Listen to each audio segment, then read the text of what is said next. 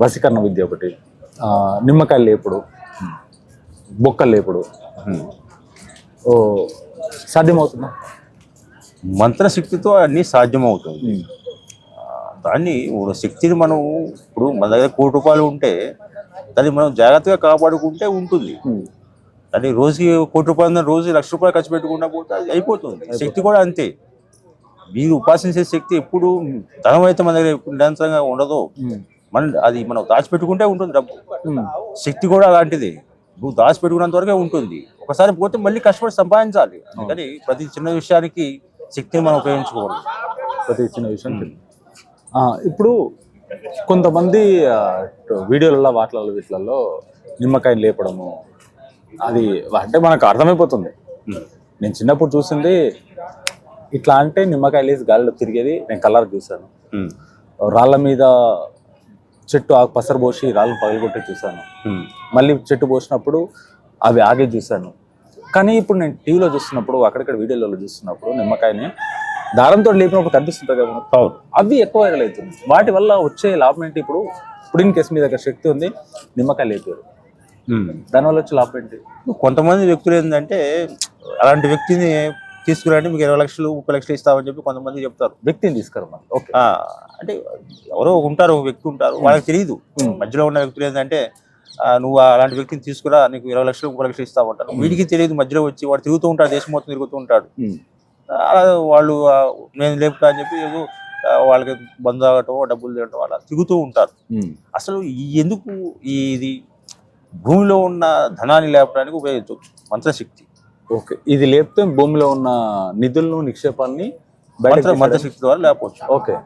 దానివల్ల వాళ్ళు వస్తారు. కానీ అంత శక్తి ఉన్నవాడు అందరికీ చూపించేయడు. అవును. అది ఏ శక్తి వల్ల వస్తుంది? అది దైవశక్తి వల్ల అయితే అది వచ్చే ప్రసక్తి లేదు. దైవశక్తి ఉన్నాయి. ఇప్పుడు చిన్న చిన్న శక్తులు ఉంటాయి. ఒక ప్రేతం మీరు కర్ణాటక వెళ్తే కుట్టి శైతాన్ అని ఉన్నది. కుట్టి శైతాన్ అయితే ఒక ప్రేతం, పిశాచం. దానికి మనం ఎక్కడైనా ఒక వస్తువు చూపించి దాన్ని తీసుకురామంటే తీసుకొస్తుంది. ప్రేతాలు కూడా అవి లేపుతాయి. ప్రేతాలు లేపుతాయి, అవి లేపుతాయి. దైవశక్తి, ఇప్పుడు దైవశక్తి ఈ శక్తి ఒకేలాగా ఉంటుంది. బంగారం ఇత్తడి ఒకేలా ఉన్నట్టుగా రెండు ఒకేలా ఉంటుంది. దాన్ని మనం పూర్తిగా పరిశీలించిన తర్వాతే మనకు తెలుస్తుంది. పరిశీలించిన తర్వాత. కానీ ఆల్రెడీ ఒక శక్తిని సంపాదించిన తర్వాత దాని శక్తిని ఎంత ఈజీగా సంపాదిస్తారో ఆ శక్తిని కంట్రోల్ చేయడానికి కూడా అంత క్యాబిలిటీ అవసరమా?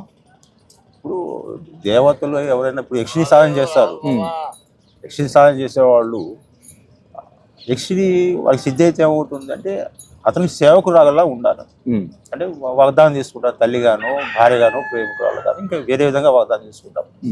వాళ్ళు దేవత ఒక మనిషి దగ్గర ఉండటానికి ఇష్టపడరు. అందుకని ఆ యక్షిని కొన్ని కఠినమైన నియమాలు ఉంటాయి.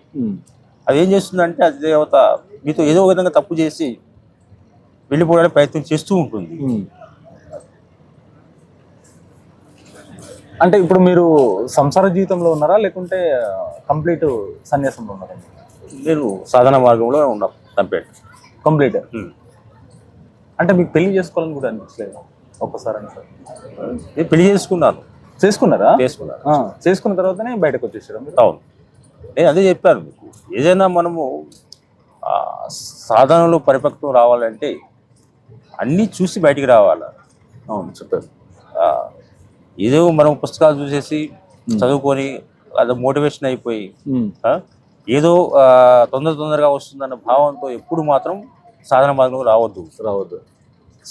మీరు గవర్నమెంట్ జాబ్ కోసం ఎంతకంటే కష్టపడాలో అంతకంటే ఎక్కువగా సాధన మార్గంలో కష్టపడాలి.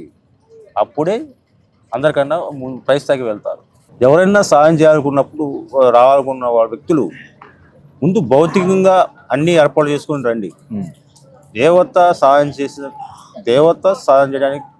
చేసినప్పుడు దేవత యొక్క దృష్టి మీ మీద పడటానికి చాలా కాలం పడుతుంది. దేవత దృష్టి మీద పడితే మీ యొక్క అన్ని వ్యవస్థలు దేవత చూసుకుంటుంది. అప్పుడు దాకా మీరు ఆ సాధన చేయడానికి మీ భౌతికంగా డబ్బు అన్నీ ఏర్పాటు చేసుకోండి.